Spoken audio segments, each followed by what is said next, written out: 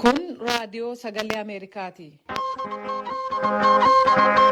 Raadiyoon sagalee Ameerikaa wixataa qabee hamma jimaataatti galgala keessaa sa'a 2:00 jalqabee hanga sa'a 3tti meetir baandii 22, 25 fi 31 irratti Waashintan DC irraa kan dabarsu sagantaa afaan Oromoo amma jalqaba.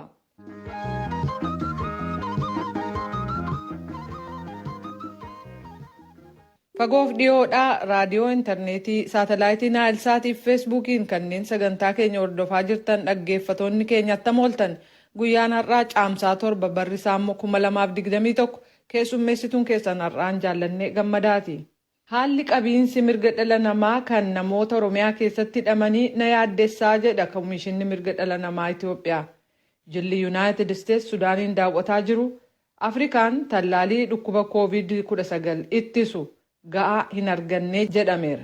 Kan dargaggoota irratti fuulleeffatu qophii labataas qabna. Hanga xumura sagantaa keenyatti nu waliin turaa jechaa amma oduu addunyaatti dabarra.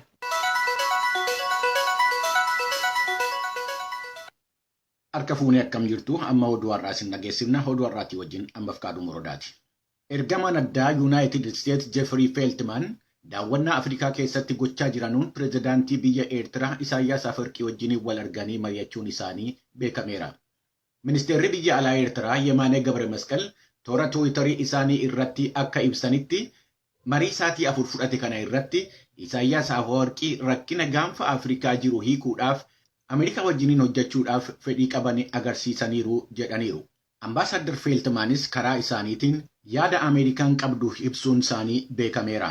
Karaa biraatiin Associated Press Ambaasaadder Feeltimaan rakkina hidha laga Abbayyaa irratti Sudaanii fi Itoophiyaa gidduu jiru irratti dubbachuudhaaf hangawoota Sudaanii wajjiniin akka wal arganii gabaaseera.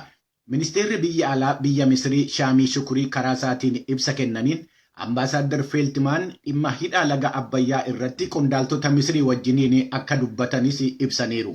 Daawwannaa guyyoota lamman keessatti Jeeneraal Abdul Fattah Al-Siisiitii fi muummicha ministeeraa Sudaan Abdallaa Hamdok wajjin akkasumas ministeerota dhimma alaatiif masnoo wajjiniin akka wal arganu himameera. Ambaasaadder Feeltimaan dilbata dhufu akka Itoophiyaa seenanii rakkina biyyoottan gaanfa Afrikaa furuudhaaf fedhii biyyi isaanii qabdu hangawoota Itoophiyaatiif ibsu jedhameera. Boordiin filannoo Itoophiyaa guyyaa galmee filattootaa dheeressuun isaa himameera. Boordichi galmee kana kan dheeresse naannoleedhaa fi bulchiinsa magaalaa lamaa keessatti jedhameera. Guyyaa 3 dura ragaan argame akka jedhutti amma ammaatti namoonni miiliyoonii 28 fi 7 galmaa'uun isaanii beekameera. Jeequmsa biyya Burkiina Faasoo keessatti uumameen lubbuun namootaa darbee qabeenya irratti miidhaan gahuun isaa gabaafameera. Akka dhaabbanni mootummoota gamtoomanii dhimma baqattootaa irratti hojjetu UNHCR jedhetti hidhattoonni eenyummaan isaanii hin beekamne gandoota 3 keessatti manoottan irra deemanii dhukaasa nama nagaa irratti bananii lubbuun namoota 10 darbee namoonni 17,500 qe'ee isaaniirraa buqqaa'uudhaaf dirqamaniiru. Dubbii himaan UNHCR Boris Cheshirokov jeequmsa amma kanaaf sababa wanti ta'e akka hin beekamne dubbatanii rakkoon akkanaa yeroo ammaa Burkiina Faasoo keessa qofa ittuu hin ta'in kutaa Saahil jedhamee beekamuu fi kutaa Sulula Chaad keessatti waggoottan lamman kanaa asii itti fufee jiruusaa dubbataniiru. Rakkina kanarraa kan ka'e kutaa Saahil kana keessatti namoonni miiliyoonii 4 ol ta'an jireenya isaanii irraa buqqa'aniiru. Tasgabbii dhabiinsaa fi jeequmsa Burkiina Faasootii fi jihaadistoonni kan balaaleffatamu yommuu ta'u, akka waliigalaatti namoonni miiliyoonii 1.4 waggaa lamman darban keessatti nageenya isaaniitiif jechuudhaaf mana isaanii dhiisanii baqachuun isaanii UNHCR himeera. Waliigalteen yookiin seerri eegumsa qabiyyee sammuu Intellectual Property Protection inni jedhamee beekamu talaallii koronaa ilaalchisee akka haqamu yaada dhiyaate Yuunaayitid Isteets deeggaruu ishee biyyoonni Afrikaa simataniiru. Beektonni fayyaatii fi rogeeyyonni Afrikaa akka jedhanitti yeroo ammaa haala dhibeen koronaa babal'achaa deemuu fi hir'inni talaallii immoo baay'inaan jiru kanatti murtiin kun lubbuu hedduu baraaruudhaaf danda'a jedhaniiru. Yaanni seericha haquu kan madde biyya Hindiitii fi biyya Afrikaa kibbaa irraayi. Biyyoonni kun lamman yeroo ammaa balaa dhibee koronaatiin biyyoota hedduu miidhamaa jiranidha. Afrikaa keessaa Afrikaan kibbaa namoota miiliyoonii 1.6 vaayirasichaan qabaman kan qabdu yommuu ta'u, talaallii waliin ga'uudhaaf rakkina cimaa keessa jiraachuun ishee beekameera. Oduun har'aaf qabnu kanumaan raawwata fayyaa ta'a. Kan dhaggeeffataa jirtan raadiyoo sagalee Ameerikaa sagantaa afaan Oromooti. Komishinni mirga namoomaa Itiyoophiyaa Oromiyaa keessatti tarkaanfiin seera kabachiisuuf fudhatamu karaa seera hordofeen ta'uu qabaa jechuun gabaaseera. Komishinichi manneen hidhaa Oromiyaa keessa jiran 21 irratti hordoffii taasiseen baase ka jedhe gabaasa haaraan kun haalli qabiinsi mirga namoomaa namoota hidhamanii jiranii kan isa yaaddesse ta'uu hubachiisee jira. Dhimma kanarratti aangoota Oromiyaa irraa deebii argachuuf yaaliin goone ammaaf hin milkoofne. Naakoor Malkaa gabaasa guutuu qaba.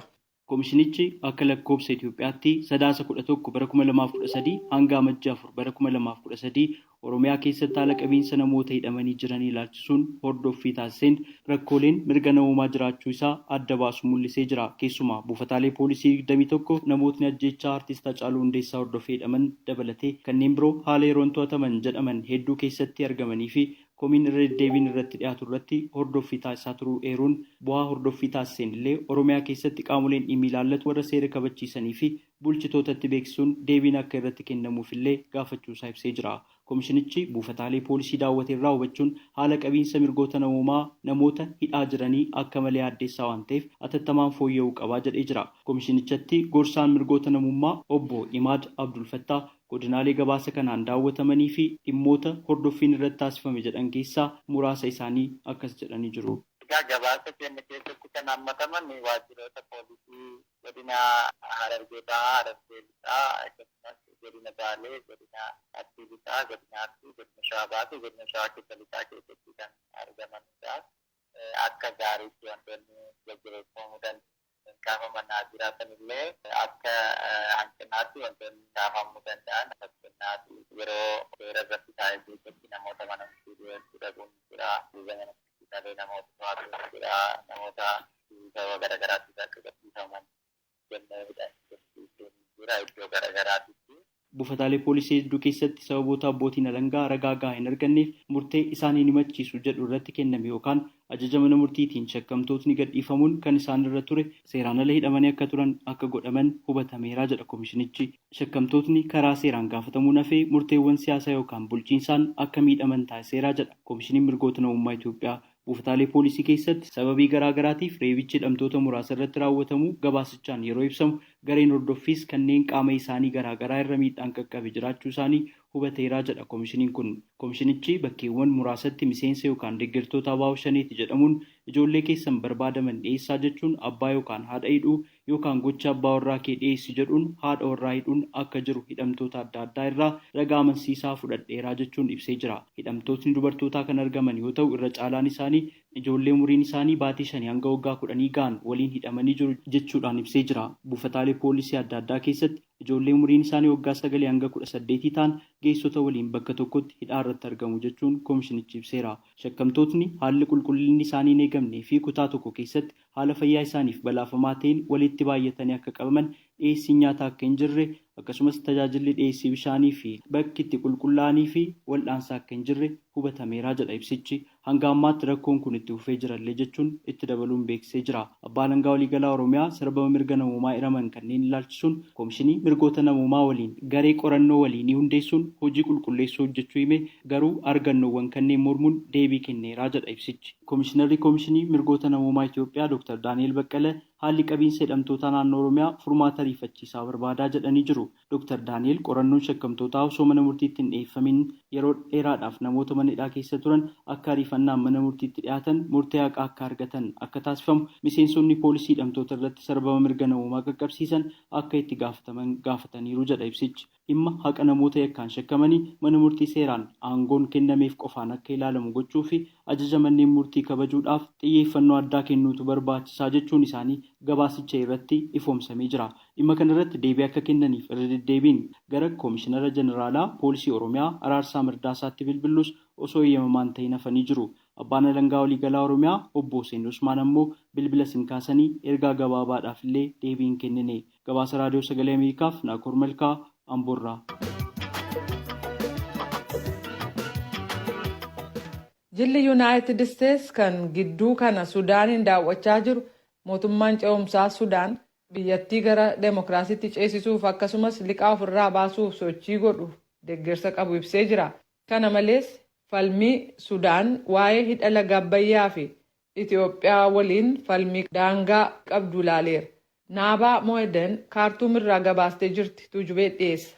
Senataroonni Yuunaayitid Isteetsi Kiristoofer Kuunsiif Kiriis Van Hoolan innaa daawwannaa isaanii guyyoota 3 kamisa kaleessaa xumuran muummicha ministeeraa Sudaan Abdallaa Hamdook, hoogganaa mana maree olaantummaa biyyaa kan mootummaa ce'umsaa Jeneraal Abdul Fattah Burhaan akkasumas ministeerota maallaqaa bishaaniif jal'isii waliin wal arganii jiran. Mariiwwan sun kan fuulleeffate sochii dimookiraasummaa Sudaan itti deemaa jirtu liqaarra jiru ofirraa baasuuf tattaaffii gootu dhimma isheen biyya ollaa Itoophiyaa waliin qabdu yoo ta'u, dhimma naannoo daangaa biyyoota lamaanii gidduu jiruuf dhimma hidha laga Abbayyaati. Senataroonni kun qooda olaanaa isaan qabaataniif ministeerri maallaqaa Sudaan Jibriil Ibraahim galateeffataniiru.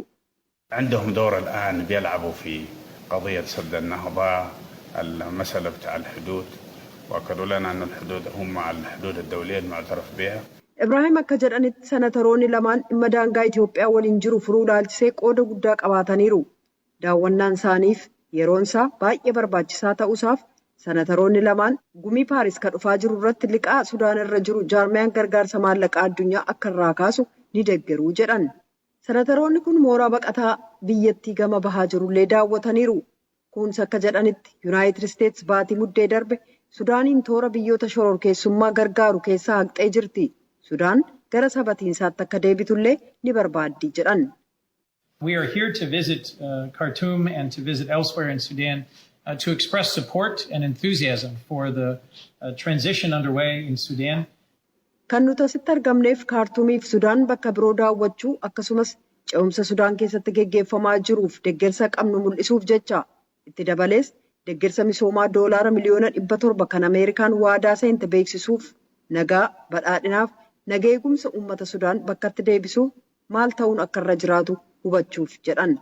Senatar Kuns uggura waggoota hedduu booda kan haareffame deeggarsa sadarkaa addunyaa argachuuf kan akeekame jijjiirama dinagdee Sudaan kan dhiyeenyaa galateeffataniiru. Sudan is making good progress, steady progress in re-entering the global financial system, getting the forgiveness of old debts, arrearages. Sudaan caasaa maallaqaa addunyaa keessa seenuu liqaa durarra jiruuf dhiifama argachuu ishee gama investimentii sadarkaa addunyaan rakkoo ishee mudate gama furuutiin fooyya'ina gaarii argamsiisaa jirti. Kanaaf gara fuula duraatti abdii nama gammachiisu qabna. Ministeeronnis gama imaammata dinagdeen murtii cimaa ta'e dabarsaniiru jedhan. Sudaan Masriif Itoophiyaan hidha laga Abbayyaa ilaalchisee kan Sudaaniif Masriin dhiyeessii bishaan keenyaa hir'isa jechuun yaaddoo qaban irratti addaddummaa isaanii karaa nagaan akka furatan kunis gaafataniiru. Ethiopia certainly has a right to build a dam and to manage the benefits of it, hydroelectric power and so forth. But Sudan also has a right to expect the appropriate sharing of technical information.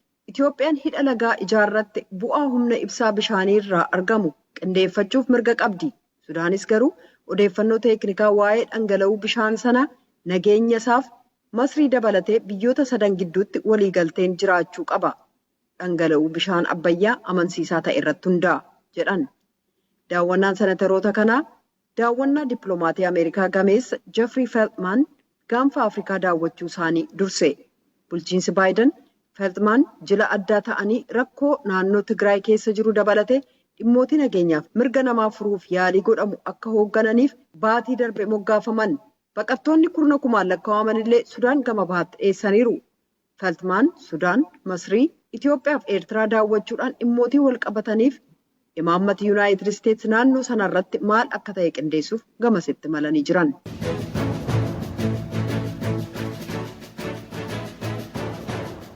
Kan dhaggeeffataa jirtan raadiyoo sagalee Ameerikaa sagantaa afaan Oromooti. Hooggantoonni biyyootii Afrikaa fi addunyaa sarbiinsa mirga namoomaa Itoophiyaa naannoo Tigraay keessatti adeemaa jiru irratti akka daran sagalee isaanii dhageessisanii fi tarkaanfii fudhatan dhaabni mirga namoomaa Amnesty International gaafateera.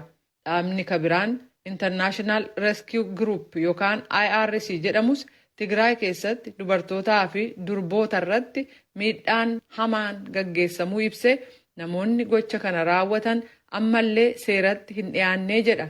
Gabaasa guutuu Bafaqaaduu Moradaatu dhiyeessa. Akka Daayiriktarri Amnestii kan lixaa fi kibba Afrikaa Deeproos Muchaanaa jedhanitti deebiin hooggantoonni biyyoottan Afrikaatiif addunyaa kennaa jiranu gahaa miti.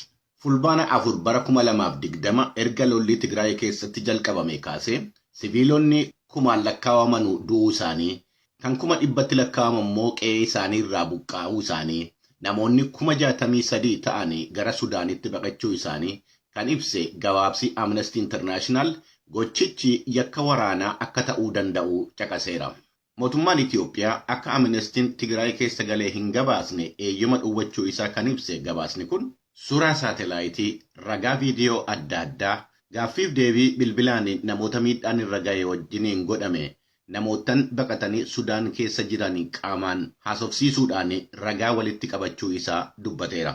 Balaawwan Amnestiin gabaase keessaa fulbaana 9 amma 10tti bara 2020tti lixa Tigraay bakka Maayikaadiraa jedhamutti ajjeechaa namoota 100 lakkaa'aman irratti godhameef gareen wal falmanu lammanuu akka harka keessaa qabanu ibseera.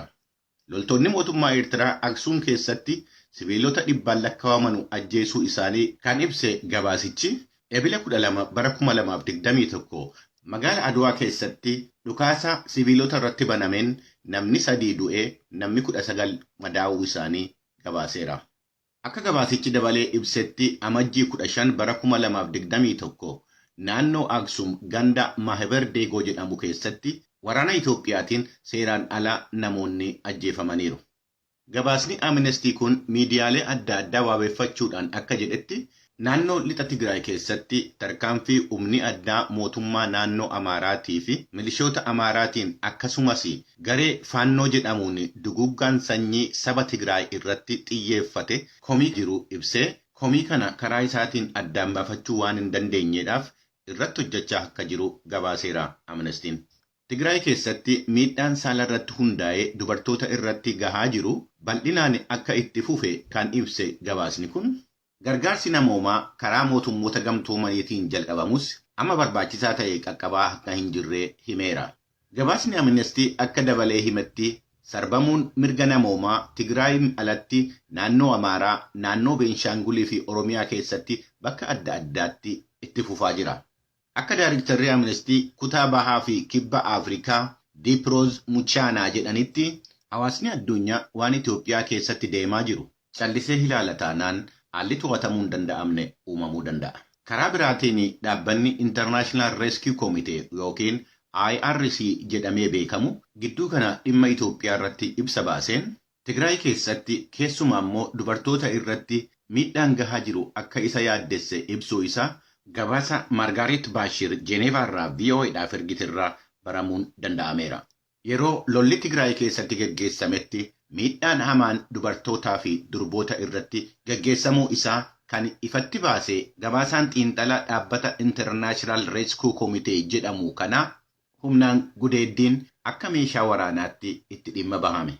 Yeroo lola sanaatti dubartoonni waan nyaatanii argachuudhaaf yookiin lubbuu isaanii oolfachuudhaaf quunnamtii saalaatii fi dirqisiisaman. Yeroo waraanaa sanaa jalqabee michuu saalaa gidduutti hokkarri ni dabalee jedha. Kanneen yakkaawwan kana raawwatanii seeraanis akka ittiin gaafatamne gabaasni IRC kun hin dubbata. Gabaasota lammeen bahan kanaa fi deebii mootummaa Itoophiyaa argachuudhaaf yaaliin VOA'n godhe hin milkoofne. Haa ta'u garuu muummichi ministeeraa Itoophiyaa dhiyeenya kana ibsa paarlamaa irratti kennan dabalatee mootummaan Itoophiyaa sarbiinsa mirgaa rakkoo fi gidiraa namoomaa Tigraay keessatti uumameef adda bilisummaa uummata Tigraay yookiin Hiwaatiin balaaleffate. Uummata Tigraay keessatti gargaarsi barbaachisuu fi kan qe'ee ofiirraa buqqa'aniif gargaarsa nyaataatii fi gargaarsawwan namoomaa kanneen biraa kennuudhaaf carraaqaa akka jiru kan dubbate mootummaan Itoophiyaa gargaarsawwan naannoo sanatti ergaman keessaa 70% kan kenne mootummicha ta'uusaa eere. Muummichi ministeeraa Itoophiyaatii fi aangawoonni biyyattii sarbiinsa mirga namoomaatii fi gidiraa siviilotaa yookiin namootaan hidhannoo hin qabne naannoo Tigraay keessatti raawwatameef gadduu isaanii dubbatanii qorannoo walabaa gochaalee sana irratti akka gaggeeffamu kan gargaaran ta'uusaa ibsaniiru. Komishiiniin mirga namoomaa Itoophiyaatii fi tokkummaa mootummootaatti Komishiiniin olaanaan mirga namoomaa qorannaa sana waliin geggeessuuf walta'iinsa mallatteessanii waliin hojjechuu jalqabuun isaanii dubbatamuun isaa waan yaadatamuudha.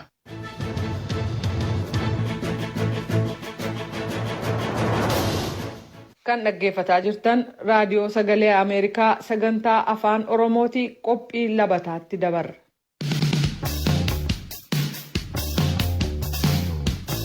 Qophii labataa. Akka mooltan kabajamtoota dhaggeeffatoota keenyaa qophiin labataa dhimmoota dargaggoota warra foollee qondaala akkasumas raaba laallatan irratti xiyyeeffata. Qophii kanaa qindeessee anas ni dhiyeessu immoo ani Tigisti Gammeeti. Gara dubbii ijoo har'aa. Magaalaa Finfinnee keessatti mana wayaa aadaa Oromoo banatteetti.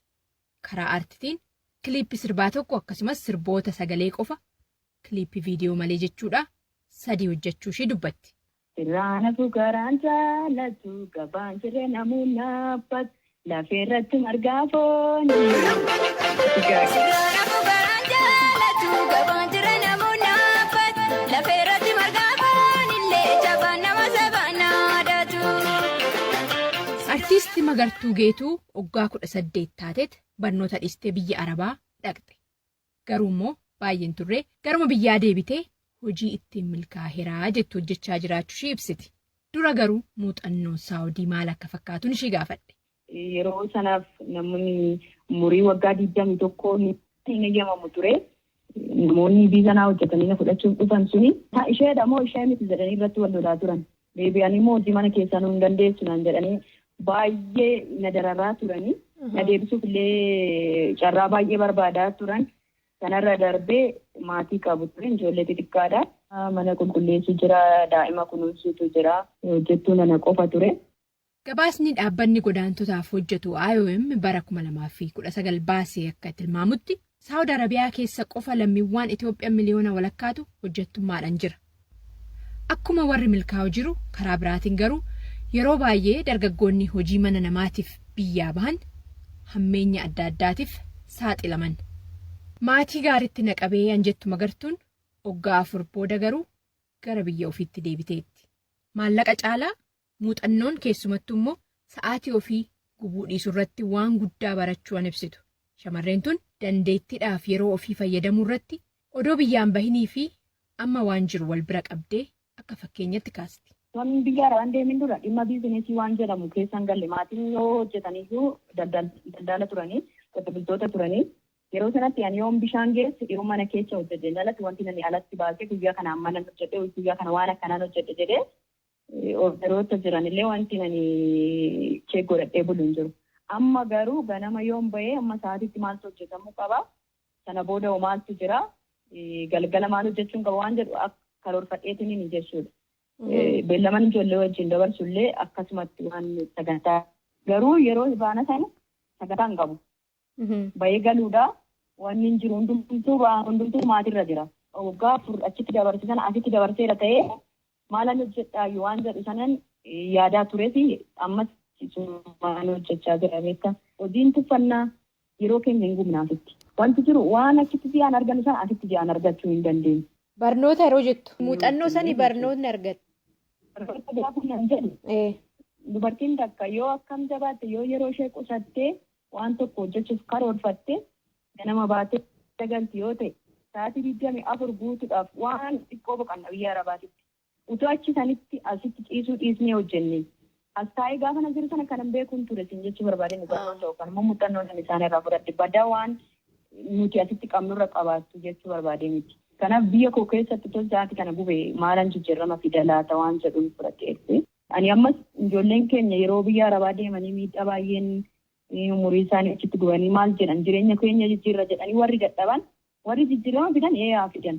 Garuu utoo jijjiiramni fidin umurii keenya achitti gubnee waan tokko sitoon qabatin gaafa biyya keenyatti irratti deebinee ba'aa taanu utuma as teenyee ba'aa taanee irra taanee wayya. Gara hojii daldalaatiif aartii Magartuun hojjechaa jirtutti yoggaa deebinu immoo aadaa fi aartiin walirraa fageenyaan qabu waan jettu aartiist Magartuun mana wayaa aadaa Rabbirraa jedhu Finfinneetti banattee hojjechaati. Saniifis wayaa hodhuu baraa maddiitti immoo muuziqaa qopheessuu irratti xiyyeeffattee akka jirtu ibsiti. Suuqii uffata aadaa Rabbirraa Shiroo Meedaa yookanis Mujjaatti bante keessatti waan qophaa'uu fi gurguramu laalchisees of ta'uun alaa amma mana amma galmaatti waan ta'eef wayaa yookanis immoo uffata biras dabartee mi'a mana ofii ittiin mimmiidhagfatanillee dhiheessaa jiraachuushii ibsiti. Huccuun hojjechaa jirru kan ammayyaa'e kan hin ammayyaa'in hin jiru. Waluma keessa hojjechaa jirraa siin jechuu barbaadeen kanneen akka faayaa fa'aa bareedina manaaf wantoota ta'an waan mana keessatti nama barbaachisan. Ani ofii koodhaaf illee ogummaa barachaa jira. Barnootuma san keessadha kanan hojjechaa jiru. Dizaayinii moo maal baratta? Odda. Of ta'uun ana amma manaattis haa ta'u mana amma galmaattis haa ta'u waan sana immoo jechaan qofa otoo hin taane gochaadhaan amma harki keenya ga'ee amma namoota baay'eedhaanis wal gargaaree waan isaa jirra. Oromoon immoo waan sana bitatee ittiin bareedee ittiin gaafa argamu qarshii argan sana otoo hin taane bareedina isaanii santu qabeenya keenya jechuun marga. Magartuun karaa daldala kanaa milkaa'aa jiraatullee muuziqaa laalchisees aartii keessaa waan hin bahu miti jetti. Hojiiwwan amma ammaatti hojjette keessaa. Bara 2008 keessa akka biyya kanaatti sirba qabsoo tokkoon qaban ture. Yeroon ala turetti Abbabaa Dhugaasaa fi Dinqisiisaa Dabalaatu hojjetanii naaf ergan ture achi taa'ee sagalee ergeessi jechuudha. Yeedaloo isaa kan keekiyyaan amma naa barreesse achumatti hin xumuree dhufe. Keessatti haala guddina kiyya keessatti aartiidhuman argaa guddadhee sirbu yeroo gaddi hin jirretti sirbumaan dabarsu gammachuu isaanii maalillee akkasumatti dabarsina. Aartiin akkasumatti keessa guddatee ergaan biyya Arabaa deemee achi as deebi'ee aartiin galee. Tole egaa gara xumuruutti deemnaa karoorri kee fuulduraa maalii? Ani gara fuulduraatti utoo gama aartii keessaan bahu yoomiyyuu yeroo dhiyootti immoo qilleedhaan fayyadeen yaadaa jira hojjetaan jira haaluma jechuun jireenyaaf kanatu ragaduu fi maal nu daandisaa jira. Kanaaf immoo boo'ichis nutti baay'attee waan jirtuuf. Harka keessa qaqqabadhe malee waan namatti xumuree harkaan waan hin qabutu jira. Sanarraa kana fee gara fuulduraatti manni cuudaa amma inni keessa jiru baay'ee xiqqoodha. Xiqqoo gaafan jedhu bal'inni manaasallee xiqqoodha. Maateriyaalli harkaa qabullee baay'ee xiqqaadha. Gara fuulduraa immoo guddisuullee gara guddaa kana caalu raabsuufillee fedhan qaba. Artiist Magartuu Geetuu haadha mana uffata aadaa Rabbirraa. Yeroo keetiif akkasumas muuxannoo kee dhaggeeffattoota keenya wajjiniin hiruu keetiif ulfaadhu siin jedha.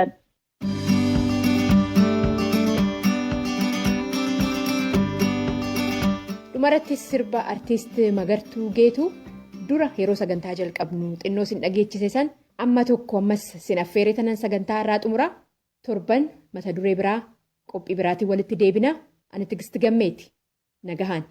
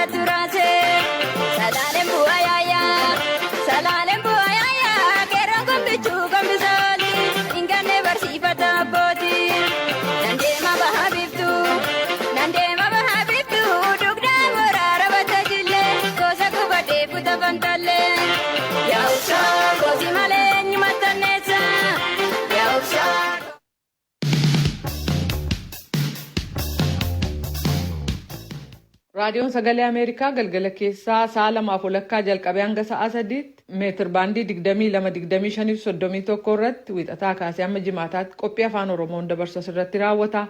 Qophii boruutiin walitti deebina. Nagaatti bulaa amma sagantaa afaan Amaaraatti itti fufa.